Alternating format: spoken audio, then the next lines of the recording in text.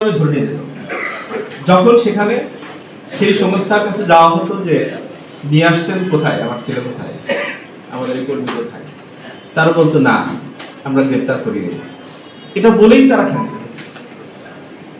বলেন র্যাবের দায়িত্ব কি এতটুকু বলা যে আমরা তাকে নিয়ে আসি নাই? পুলিশের দায়িত্ব কি এতটুকু বলা আমরা আপনার সন্তানকে নিয়ে আসি নাই?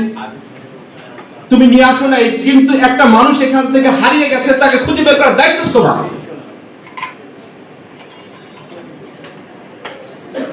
যেন তাদেরকে এই দায়িত্ব দেওয়া হয়েছে তোমরা শুধু গুম করবা, সো আমাকে গুম করি নাই আমরা, এই কথা বললেই তার দায়িত্ব শেষ।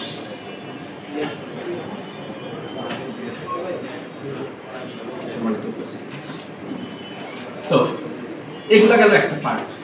আরেকটা পার্ট হচ্ছে বিচার, যারা কিনা বিচার করবে সেই বিচার ব্যবস্থার মধ্য দিয়ে মানুষকে খুন করা একটা বন্দোবস্ত করেছে, ট্রাইব্যুনাল করেছে।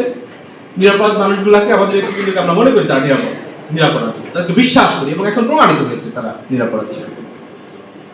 আজহার ভাইয়ের মুক্তির মধ্য দিয়ে সেটা প্রমাণিত হয়েছে, রায়ের মধ্যে সেটা প্রমাণিত হয়েছে। সে মানুষদেরকে মেরে ফেলা লাগবে, সেটার জন্য কোর্ট বসাও, কোর্ট বসিয়েছে, সেটার মধ্য দিয়ে জোরপূর্বক এই লোক না। তাহলে যেই বিচার ব্যবস্থা মানুষকে সেভ করবে সেই বিচার ব্যবস্থার সিস্টেমের মধ্যে মানুষ হত্যা করার ব্যবস্থা করা হয়েছে।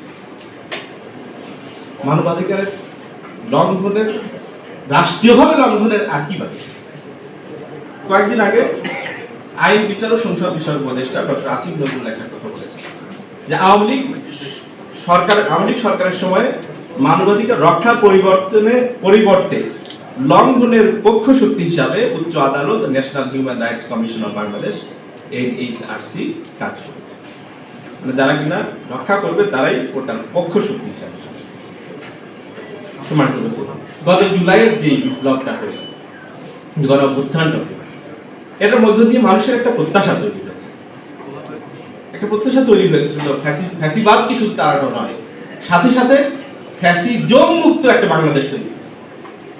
যেই কাজগুলো গত আমলে হতো সেই কাজগুলো হবে না, এরকম একটা বাংলাদেশ তৈরি করার একটা প্রত্যাশা বুকে দানা বেঁধেছে আমাদের। কিন্তু খুবই আশ্চর্যজনিত ভাবে এবং হতাশার সাথে লক্ষ্য করা যাচ্ছে যারা সরকারে যাওয়ার জন্য নিজেদেরকে মনে করছে তারাই এটার জন্য দাবিদার, এতদিনও কেন সরকারি যেতে দেওয়া হচ্ছে না, এরকম সংগঠন গত এই 1.5 বছরে 200-র বেশি মানুষকে হত্যা করেছে। আমি এই ঘটনাটা এতটুকুই বললাম, শুধু এর সাথে সাথে দেখেন যে আইয়াম জাহিলিয়াতের মতো মানুষকে পাথর নিক্ষেপ করে দিনে দুপুরে মানুষকে, মানে মানুষের সামনে, দিনে দুপুরের মধ্যে আমি বলছি গণমানুষের সামনে পাথর নিক্ষেপ করে জীবন্ত মানুষকে হত্যা করে ফেলা। দুটো উদাহরণ যথেষ্ট। কি অবস্থার দিকে এখনো বাংলাদেশ আছে? কই তাহলে জুলাইয়ের যে আকাঙ্ক্ষা, যে প্রত্যাশা, সেই প্রত্যাশাটা বাস্তবায়ন করবে। তাহলে এই জায়গা থেকে আমরা যদি সত্যিকার অর্থে দেশকে বেশ করতে চাই, মুক্ত করতে চাই, তাহলে কয়েকটা জিনিস করা দরকার।